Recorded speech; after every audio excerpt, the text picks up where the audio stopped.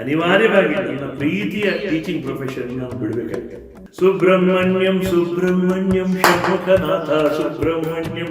ಜನರ ಪ್ರೀತಿ ಬೇಕಾಗ್ತದೆ. ನನ್ನ ಅರ್ಹತೆಗೆ ಎಷ್ಟು ಬೇಕೋ ಅಷ್ಟು ಪ್ರೀತಿಯಿಂದ ಜಾಸ್ತಿ ಕೊಟ್ಟಿರ್ತೇನೆ. ನನಗೆ ಅದರಲ್ಲಿ ಯಾವುದೇ ಒಂದು ಬೇಸರ ಅಷ್ಟು ಚಿಕ್ಕವನಾಗಲೇ ನನ್ನ ನೆನಪಿದೆ. ಕನ್ನಡ ನಾಡಿನ ವೀರನ ಮಣಿಯ ಗಂಡು ಭೂಮಿಯ ವೀರನಾರಿಯ ವೀರನಾರಿಯ.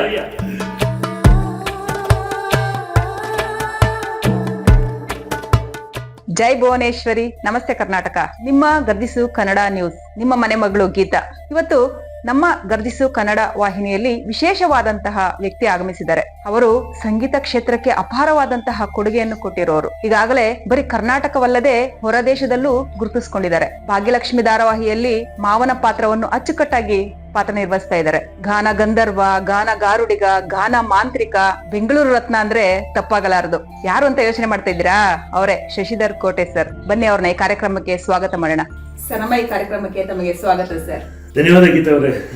ಸರ್, ತಾವು ಸಂಗೀತ ಕ್ಷೇತ್ರಕ್ಕೆ ಅಪಾರವಾದಂತಹ ಕೊಡುಗೆ ಕೊಟ್ಟಿರೋರು. ಅವರು ಇವತ್ತು ನಮ್ಮ ಸ್ಟುಡಿಯೋಗೆ ಬಂದು ನನ್ನ ಪಕ್ಕ ಕುಳಿತುಕೊಂಡಿದ್ದಾರೆ ಅಂದ್ರೆ ನಿಜಕ್ಕೂ ನನಗೆ ಒಂದು ಹೆಮ್ಮೆ ಅನ್ಸುತ್ತೆ. ಬನ್ನಿ, ಅವರು ಕಳೆದಂತಹ ಬಾಲ್ಯ, ಅವರ ಸಂಗೀತ ಕ್ಷೇತ್ರ ಹೇಗಿತ್ತು, ಅವರ ಅನುಭವಗಳನ್ನ ತಿಳ್ಕೊಳ್ಳೋಣ.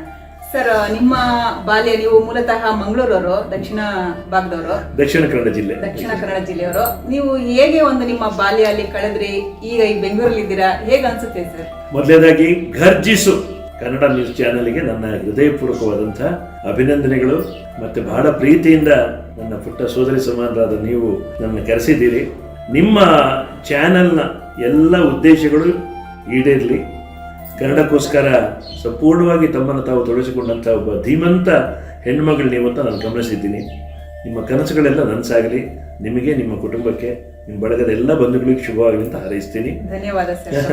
ಮತ್ತೆ ನಮ್ಮ ಸರ್ವಸ್ವಾದಂಥ ಕಲಾಭಿಮಾನಿಗಳು, ನಮ್ಮನ್ನು ಪ್ರೀತಿಯಿಂದ, ಅತ್ಯಂತ ಪ್ರೀತಿಯಿಂದ ನೋಡುವಂಥ ನನ್ನ ಸಂಗೀತ ಅಭಿಮಾನಿಗಳು, ಇನ್ನು ಧಾರಾವಾಹಿ ಇರ್ಬೋದು, ಸಿನಿಮಾ ನಟನೆ ಅಭಿಮಾನಿಗಳು.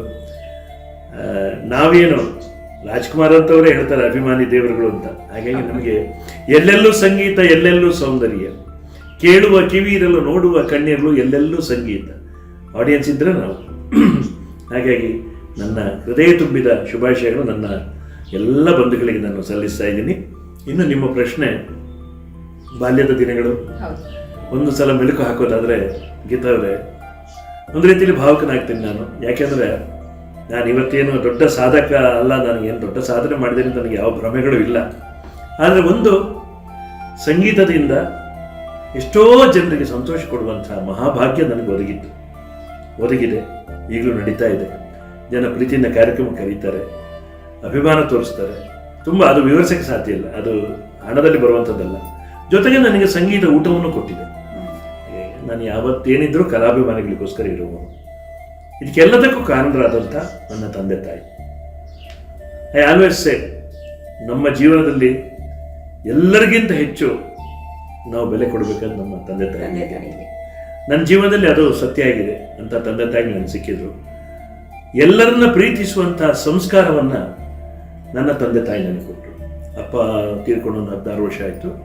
ಕೋಟೆ ವಸಂತ ಕುಮಾರ್ ಅಂತ ಹೇಳಿ ತುಂಬ ಸಮಾಜಮುಖಿಯಾದ ಚಟುವಟಿಕೆಗಳಿದ್ದರು, ಸಹಕಾರಿ ಕ್ಷೇತ್ರದಲ್ಲಿದ್ದರು. ಕೃಷಿ ನಮ್ಮದು, ಅಡಿಕೆ ಕೃಷಿಕರು ನಾವು.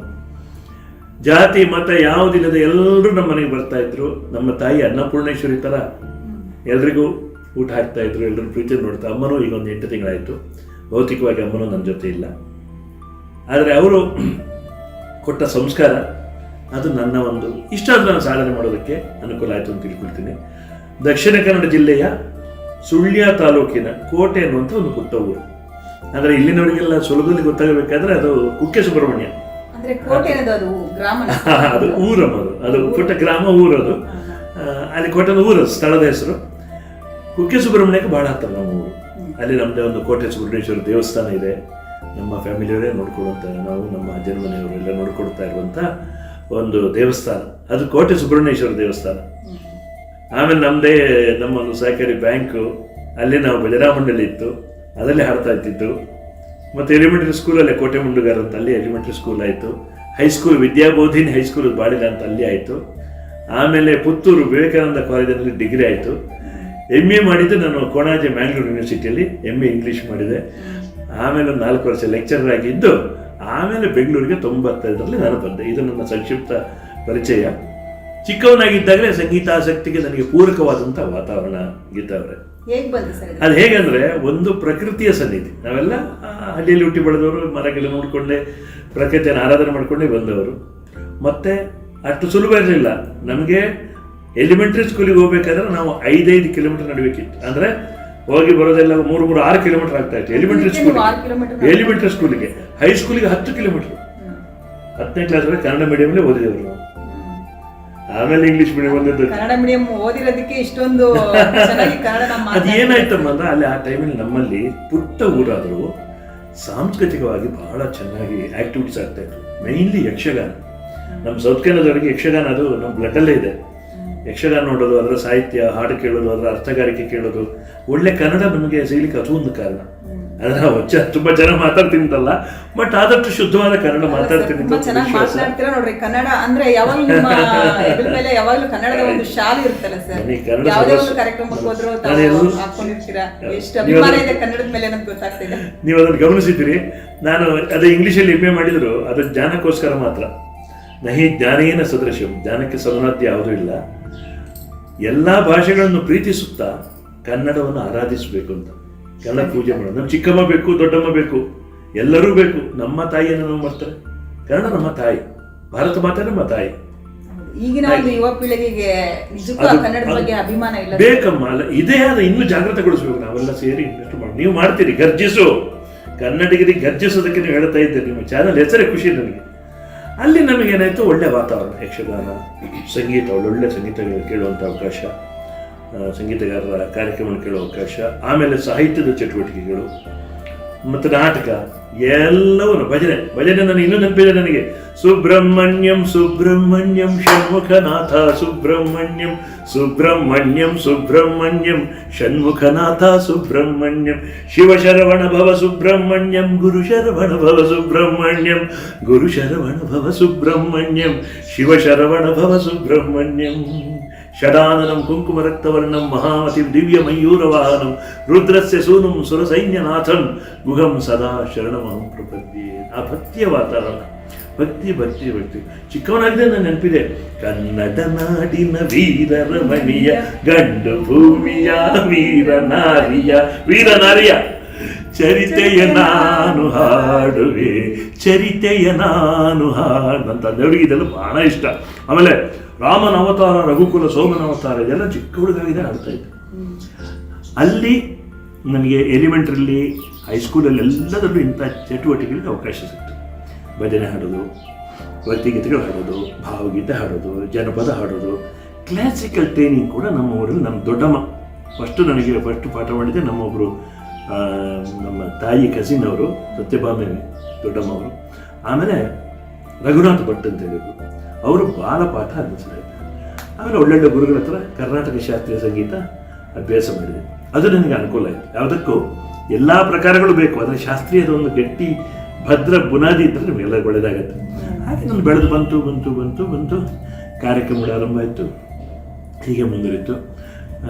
ಭಾಳ ಹೇಳೋದಾದ್ರೆ ತುಂಬ ಇದೆ.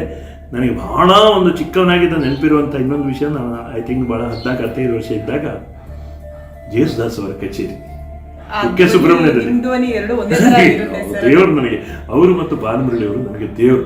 ಅವರಿಬ್ಬರು ಕುಕ್ಕೆ ಸುಬ್ರಹ್ಮಣ್ಯಕ್ಕೆ ಒಂದು ಕಚೇರಿ ಮಾಡಿದ್ದಾರೆ.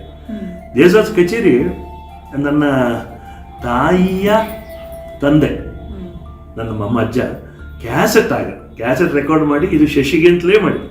ನೀ ಕೇಳಬೇಕು ಮಗ, ಕೇಳಿದೆ. ನಾನು ಅದನ್ನು 1000 ಬಾರಿ ಕೇಳಿದ್ದೆ.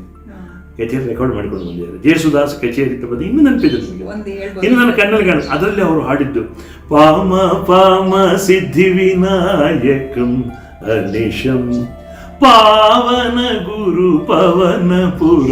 ಇನ್ನೂ ನೆನಪಿದೆ ಅವರ ಹಾಡಿದ ಹಾಡುಗಳು. ಶರಣಮಯ್ಯಪ್ಪ ಸ್ವಾಮಿ ಶರಣಮಯ್ಯಪ್ಪ, ಶಬರಿಗಿರಿನಾಥ ಸ್ವಾಮಿ ಶರಣಮಯ್ಯಪ್ಪ. ನನಗಿವತ್ತಿಗೂ ಹರಿವರಾಸನಂ ಸ್ವಾಮಿ ವಿಶ್ವಮೋಹನಂ ಹರಿದದೀಶ್ವರಂ ಆರಾಧ್ಯ ಪಾದುಕಂ. ಎಲ್ಲೆಲ್ಲೂ ಸಂಗೀತವೇ. ಜೇಸದ ಬಗ್ಗೆ ಹೇಳಿದ್ರೆ, ಗೋರಿ ತೆರೆ ಗಾವು ಬಡ ಪ್ಯಾರ ಮೈ ತೋ ಗಯಾ ಮಾರ ಆಕಿ ಯಾರೇ ನಮ್ಮೂರ ಯುವರಾಣಿ ಕಲ್ಯಾಣವಂತೆ ವರನ್ಯಾರು ಗೊತ್ತೇನೆವೋ ಕೋಗಿಲೆ ಯಾರಿಗೆ ಬೇಕು ಈಲೋ. ಏನದು ಅವರ ಹಾಡು. ಈ ಸಿನಿಮಾ ಮಾತ್ರ ಅಲ್ಲ, ಸಿನಿಮಾದಲ್ಲಿ ಕ್ಲಾಸಿಕಲ್ಗೆ ಬಂದ್ರಂತೂ ಅಯ್ಯೋ ಭಗವಂತ. ಈ 60 ಮಕ್ಕಳಿಗೆ ಸೇರುವಾಗ ಕೇಳುವಾಗ ಮಾತಾಡುವಾಗ ನಿಮ್ಮ ವಾಯ್ಸ್ ಗೊತ್ತಿಲ್ಲದೆ ರೇಜ್ ಆಗುತ್ತೆ. ನಮ್ಮ ಮೊದಲೇ ಒಂದು ಸ್ವಲ್ಪ ಗಟ್ಟಿ ವಾಯ್ಸು, ಅದನ್ನು ಇನ್ನೂ ಜಾಸ್ತಿ ಮಾಡುವಾಗ ಸಂಜೆ ಆಗುವಾಗ ಅಮ್ಮಪ್ಪ ಸುಸ್ತಾಗಿಬಿಡುತ್ತೆ. ಆ ಪ್ರೋಗ್ರಾಮಿಗೆ ಹೋಗುವಾಗ ಸ್ಟ್ರೈಟ್ ಆಗುತ್ತೆ. 2 ದೋಣಿಯ ಪಯಣ ಸಾಧ್ಯವಿಲ್ಲ, ಒಂದರಲ್ಲೇ ನಾನು ಹೆಚ್ಚು ಮಾಡಬೇಕು. ನನಗೆ 2 ಕಂಪೇರ್ ಮಾಡಿದಾಗ ನನಗೆ ಸಂಗೀತ ಡಾಮಿನೇಟ್ ಆಯಿತು. ಹಾಗಾಗಿ ಅನಿವಾರ್ಯವಾಗಿ ನನ್ನ ಪ್ರೀತಿಯ ಟೀಚಿಂಗ್ ಪ್ರೊಫೆಷನ್ ನಾನು ಬಿಡಬೇಕಾಯ್ತು. ಬಿಟ್ಟರೆ ನಾನು ಅಲ್ಲೇ ಇರೋದಲ್ಲ, ನಾನು ಬೆಂಗಳೂರಿಗೆ ಹೋಗಲೇಬೇಕು. ಬೆಂಗಳೂರಿಗೆ ನಿಶ್ಚಯ ಮಾಡಿದ್ದೆ ನಾನು. ಅಪ್ಪ ಅಮ್ಮ ಎಸ್ ಅಂತ ಹೇಳಿದ್ರು. ಅಪ್ಪ ಅಮ್ಮ ಯಾವುದಕ್ಕೂ ನನಗೆ ಇದುವರೆಗೂ ಯಾವುದೇ ನನ್ನ ಇದರಲ್ಲಿ ಅಪ್ಪ ಅಮ್ಮ ನಾನು ವಿರೋಧ ಮಾಡಿಲ್ಲ. ಅವರಿಗೆ ಅಷ್ಟು ವಿಶ್ವಾಸ, ಏನೋ ಮಾಡ್ತಾನೆ ಮಗ ಅಂತೇಳಿ ಪ್ರೀತಿಯಿಂದ ಕಳಿಸ್ಕೊಟ್ರು. ಬೆಂಗಳೂರಿಗೆ ಬಂದೆ 32 ವರ್ಷ ಆಯ್ತು. 32 ವರ್ಷ ಆಯ್ತು. ಏನ್ ನಾನು ಚಿಕ್ಕವನ ಈಗ, ನಾವೆಲ್ಲ ಇನ್ನೇನು ಹತ್ರ ಇನ್ನು ಸೀನಿಯರ್ ಸಿಟಿಸನ್ಸ್ ಆಗೋರು ನಾವೆಲ್ಲ. ಇಲ್ಲಿ ಕರ್ನಾಟಕ ಮಾತ್ರವಲ್ಲದೆ ಹೊರ ದೇಶದಲ್ಲೂ ತಾವು ಸಂಗೀತ ಕಚೇರಿ ಮಾಡಿದ್ದೇನೆ. ಒಂದು ಬೇರೆನಲ್ಲಿ ಒಂದು ಒಳ್ಳೆ ಕಾರ್ಯಕ್ರಮ ಮಾಡಿದೆ, ದುಬೈಯಲ್ಲಿ ಮಾಡಿದೆ, ಅಮೇರಿಕಾದಲ್ಲಿ ಒಂದು 10 ವರ್ಷ ಹಿಂದೆ ಹೋಗಿ ಒಂದು 14 ಪ್ರೋಗ್ರಾಮ್ ಮಾಡಿ ಬಂದಿದ್ದೆ. ಒಂದು ತಿಂಗಳಲ್ಲಿ 14 ಪ್ರೋಗ್ರಾಮ್ ಬೇರೆ ಬೇರೆ ಕ್ಷೇತ್ರ, ಅಮೇರಿಕಾದ ಆಲ್ಮೋಸ್ಟ್ ಬೇರೆ ಬೇರೆ ಏರಿಯಾಗಳಲ್ಲಿ ಮಾಡಿದೆ. ಅದು ಒಳ್ಳೆ ಅನುಭವನೇ. ನಮ್ಮನ್ನು ಹೆಚ್ಚು ಕರೆಸೋದಕ್ಕೆ ಕನ್ನಡಿಗರಿರ್ತಾರೆ. ಅಲ್ಲಿ ಹೇಗಿದೆ ಸರ್ ಒಂದು ಕನ್ನಡದ ಪ್ರೇಮ? ಬಹಳ ಚೆನ್ನಾಗಿದೆ, ಬಹಳ ಪ್ರೀತಿ ತೋರಿಸ್ತಾರೆ. ಅದು ಅಲ್ಲಿಂದ ಅವ್ರಿಗೆ ಮತ್ತೆ ಒಂದು ಅಟ್ಯಾಚ್ಮೆಂಟ್ ಜಾಸ್ತಿ ಇರುತ್ತೆ. ನಮ್ಮ ಭಾರತದ ಮಂದಿ ಯಾರತ್ತೆ ಒಂದು ಪ್ರೀತಿ ಜಾಸ್ತಿ ಇರುತ್ತೆ ಅವರಿಗೆ. ನಿಮಗೆ ಹಾಗೆ ಸ್ಪೆಷಲ್ ಇಂಪಾರ್ಟೆನ್ಸು ಸಿಗುತ್ತೆ ಅಲ್ಲಿ. ಇಲ್ಲೂ ಅಷ್ಟೇ, ಜನ ನಮಗೆ ಪ್ರೀತಿ ತೋರಿಸೋದು ನೋಡಿದರೆ ಹೃದಯ ತುಂಬಿ ಬರುತ್ತೆ. ನೀವು ಕೆಲವು ಘಟನೆ ಹೇಳಿದ್ರೆ ನಮಗೆ ಅದು ಉದಾಹರಣೆಗೆ, ನಮಗಿಂತ ಏಜಲ್ಲಿ ದೊಡ್ಡವರು, ದೊಡ್ಡವರು ನಮ್ಮ ಕಾಲಿಗೆ ನಮಸ್ಕಾರ ಮಾಡ್ತಾರೆ ಅಂತ ಇಟ್ಕೊಳ್ಳಿ. ಅದೆಷ್ಟೋ ಆಗುತ್ತೆ ಅಂತ ಪ್ರಸಂಗಗಳು. ನಮಗೆಲ್ಲ ನಮ್ಮಲ್ಲಿರುವಂಥ ಕಲೆಗೆ ಬೆಲೆ ಕೊಡ್ತಾರೆ ಅವ್ರಿಗೆ. ಅದಕ್ಕೆ ನಾವು ಬೇಡ ಬೇಡ ಅಂತಲೂ ಬಿಡಲ್ಲ. ಹಾಗಿದ್ರೆ ಈ ಒಂದು ಹೃದಯ ಸ್ಪರ್ಶಿಯಾದ ಸನ್ನಿವೇಶ, ಈ ಭಾವ ತೀವ್ರತೆಯ ಸನ್ನಿವೇಶ, ಅದು ಕಲಾವಿದರಿಗೆ ಸಿಗುತ್ತೆ. ಮೈನ್ಲಿ ಇರುತ್ತೆ, ತುಂಬ ಪ್ರೊಫೆಷನ್ ಇರುತ್ತೆ. ಕಲಾವಿದರಿಗೆ ವಿಶೇಷವಾಗಿ ಪ್ರೀತಿ ಸಿಗುತ್ತೆ, ಈ ಒಂದು ಅಭಿಮಾನ ಸಿಗುತ್ತೆ.